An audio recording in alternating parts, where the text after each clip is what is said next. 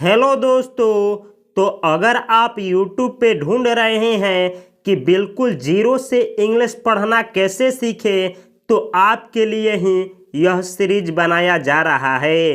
इस सीरीज में मैं उन लोगों के लिए यह सीरीज बना रहा हूं जिनको पूरा इंग्लिश पढ़ने नहीं आता है, किसी भी सेंटेंस का हिंदी मीनिंग निकालने नहीं आता है, कोई भी वर्ड को बोलने नहीं आता है, जिनको कोई ग्रामर बिल्कुल पता नहीं है, यानी सेंटेंस स्ट्रक्चर भी नहीं पता है, टेंस भी नहीं पता है, कोई शब्द भी याद नहीं है, नाउन प्रोनाउन एडजेक्टिव क्या होता है कुछ भी नहीं पता है।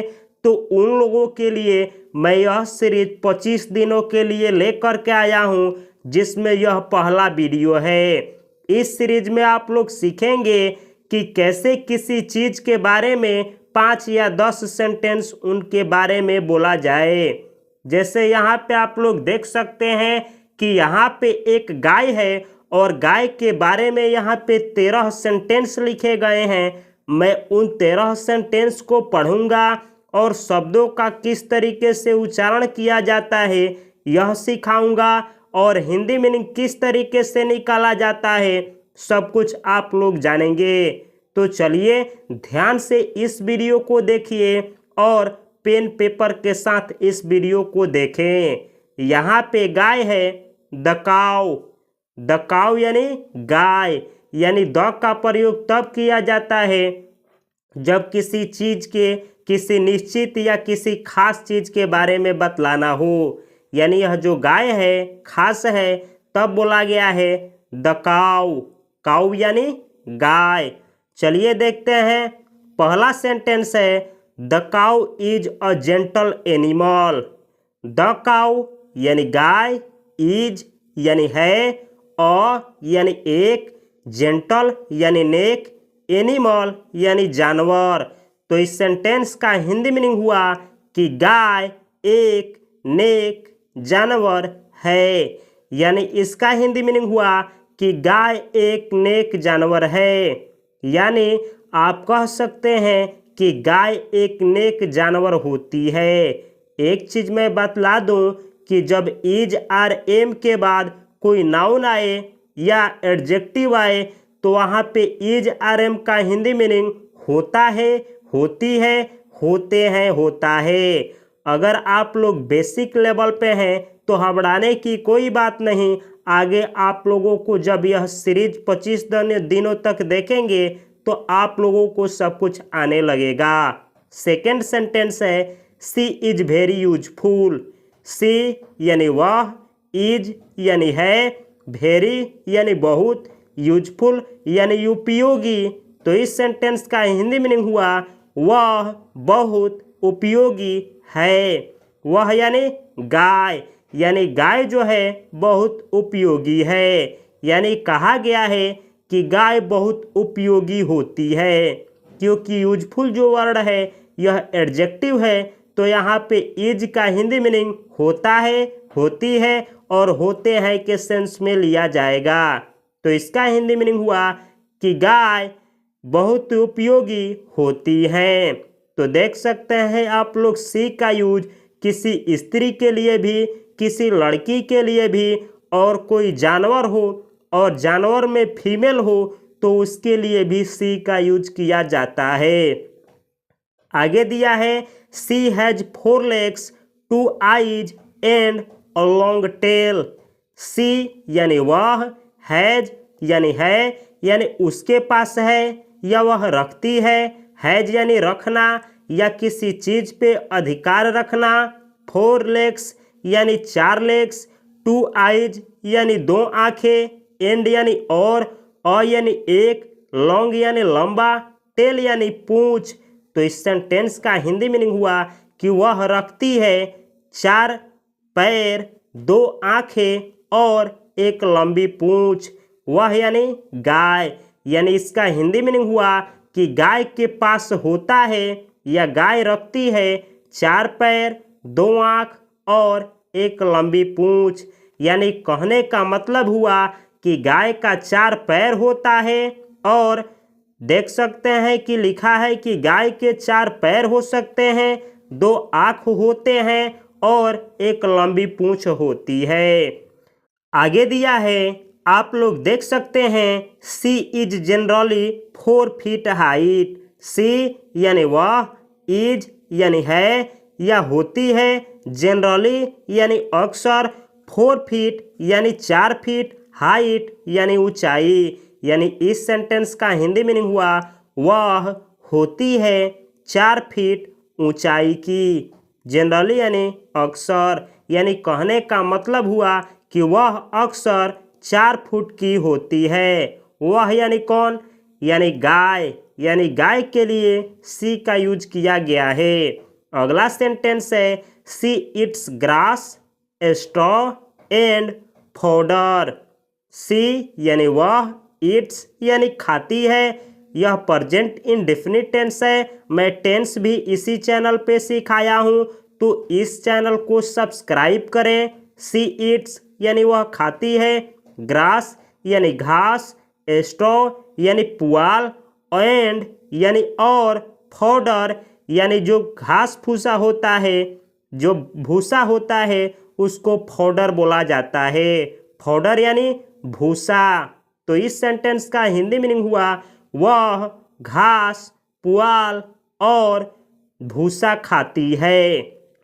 अगला सेंटेंस है जो बोला गया है, सी लाइक्स ग्रीन ग्रास। सी यानी वह, लाइक्स यानी पसंद करती है, ग्रीन यानी हरा, ग्रास यानी घास।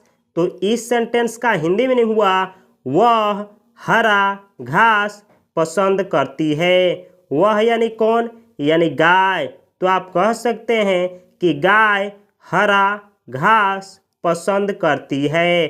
तो लाइक वर्ब है जिसका हिंदी मीनिंग होता है पसंद करना। अगर आप लोग वर्ब याद करना चाहते हैं तो दुनिया में जो सबसे ज़्यादा वर्ब का यूज किया जाता है, जिनका कोई भी लोग स्पीकिंग में यूज करते हैं, उसके ऊपर 101 वर्बों के ऊपर मैं एक स्पोकन सीरीज बनाया हूँ। तो अगर आप लोग उन वर्बों को याद करना चाहते हैं तो इस चैनल को सब्सक्राइब करें और इस चैनल के प्लेलिस्ट में जाएं और उसमें एक प्लेलिस्ट होगा जिसका नाम होगा मोस्ट स्पोकन वर्ब सीरीज। तो उस सीरीज को देखें और उसमें पढ़ें लाइक वर्ब का किस तरीके से यूज होता है। 8वां सेंटेंस है, सी does not hurt anybody.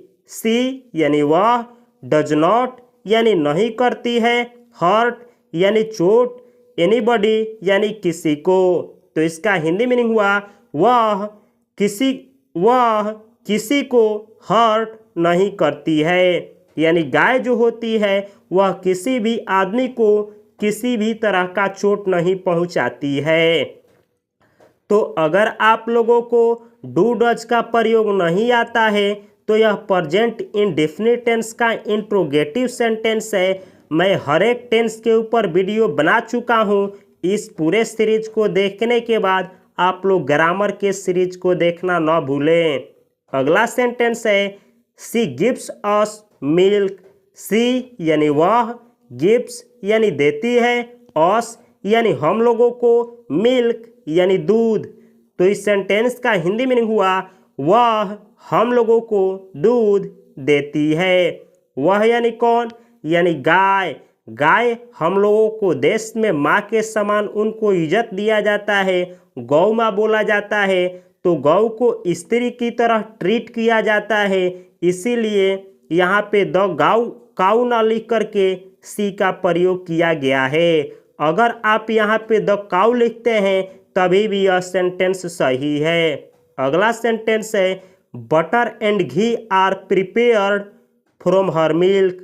Butter यानी बटर, एंड यानी और, घी यानी घी, आर यानी की जाती है, प्रिपेयर्ड यानी तैयारी, फ्रॉम यानी से, हर मिल्क यानी उसके मिल्क से, यानी उसके दूध से। तो इस सेंटेंस का हिंदी मीनिंग हुआ कि बटर और घी की तैयारी उसके दूध से की जाती है। तो जब भी इज आर एम के बाद वर्ब का V3 यानी इज आर एम के बाद वर्ब का तीसरा फॉर्म का यूज किया गया हो तो वहाँ पे हिंदी निकाला जाता है की जाती है, की जाता है, की जाते हैं। जैसे अगर यहाँ पे हो butter and ghee are eaten तो इसका हिंदी मीनिंग होगा कि बटर और घी खाए जाते हैं। ईट का तीसरा फॉर्म होता है ईट, एट, ईटन। ईटन यानी खाया जाता है। तो यह प्रेजेंट इंडेफिनिट का पैसिव वॉइस का सेंटेंस है। अगर आप लोग 12 टेंस का पैसिव वॉइस सीखना चाहते हैं जिसमें 8 टेंसों को अधिकतर लोग पढ़ाते हैं तो उसके लिए भी एक पैसिव वॉइस का सीरीज है, सीरीज को देखना न भूलें। अगला सेंटेंस है सी गिव्स अस काल्व्स।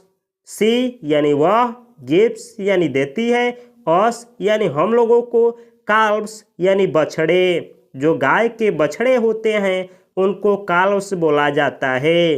तो इस सेंटेंस का हिंदी मीनिंग हुआ वह हम लोगों को बछड़े देती है।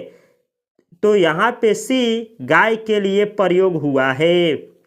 तो अगर आप लोग जानना चाहते हैं कि ही, सी, इट, दे, यू, आर ये सब क्या होते हैं और कैसे उनका यूज होता है तो उनको प्रोनाउन बोला जाता है। प्रोनाउन के ऊपर वीडियो है, उस वीडियो को देखना न भूलें।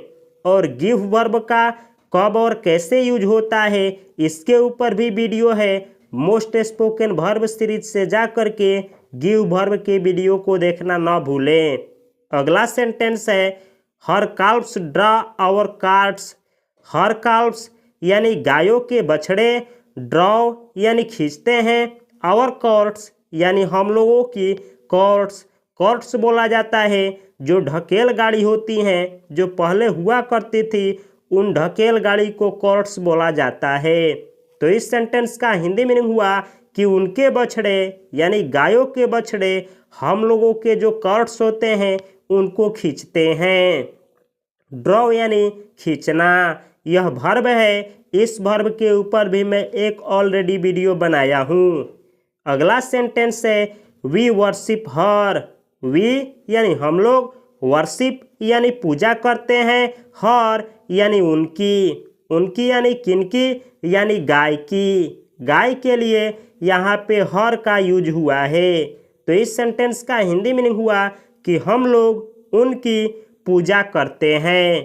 तो यह वर्शिप है। वर्शिप का हिंदी मीनिंग होता है पूजा करना। मोस्ट स्पोकन वर्ब सीरीज में आप लोग जाएंगे तो वर्शिप के ऊपर भी एक वीडियो है। तो उस वीडियो में आप लोग सीखेंगे कि किस तरीके से वर्शिप वर्ब का यूज होता है और कब और कैसे किया जाता है। चलिए अब आप लोग कुछ सीखेंगे कि इसमें कौन कौन सा वर्ड मीनिंग है जो कि आप लोगों को इंग्लिश सीखने के लिए जानना जरूरी है। यहाँ पे लिखा है जेंटल। जेंटल यानी सीधा। एनिमल। एनिमल यानी जानवर। यूजफुल। यूजफुल यानी लाभदायक। डिफरेंट। डिफरेंट का हिंदी मीनिंग होता है भिन्न भिन्न। भिन्न भिन्न यानी अलग अलग। कलर। कलर यानी रंग। जेनरली। जेनरली यानी सामान्यतः या अक्सर। एस्ट्रॉ। एस्ट्रॉ यानी चारा, यानी जो पुआल होता है, जो चारा होता है उसको एस्ट्रॉ पढ़ा जाता है। फॉडर। फॉडर यानी भूसा, यानी जो गायों को भूसा खिलाया जाता है उसको फॉडर बोला जाता है। काल्व्स। काल्व्स का हिंदी मीनिंग होता है बछड़े, यानी एक से अधिक बछड़ा को काल्व्स बोला जाता है और एक बछड़े को काल्व बोला जाता है। इसमें से एक एस हटा देंगे तो यह बछड़ा का हिंदी मीनिंग हो जाएगा। वर्शिप। वर्शिप यानी पूजा करना। हाइट। हाइट यानी ऊंचाई। तो ये रहा दोस्तों बिल्कुल जीरो क्लास से रीडिंग करने का और हिंदी मीनिंग निकालने वाला वीडियो। अगर आप लोग इस सीरीज के सेकंड वीडियो को यानी दूसरे वीडियो को देखना चाहते हैं तो इस चैनल को सब्सक्राइब करें और इस वीडियो को आप लोग किसी न किसी एक ग्रुप में अवश्य शेयर करें। इसका लिंक हर एक सोशल मीडिया पे शेयर करें। मैं मिलता हूँ अगले वीडियो में आप लोगों को अगले क्लास के साथ। जिसमें आप लोगों का टॉपिक रहेगा एक डॉग। जैसे हम लोग इसमें एक गाय के ऊपर पढ़े हैं, उसी तरीके से अगले में एक डॉग के ऊपर आप लोग पढ़ेंगे और जानेंगे कि कैसे डॉग के बारे में 2-4 सेंटेंस आप लोग बोलने की प्रयास करें। तो मिलता हूं मैं अगले वीडियो में, तब तक के लिए आप सभी को और आप सभी के माता पिता को मेरी तरफ से हार्दिक शुभकामनाएं। नमस्कार, जय हिंद।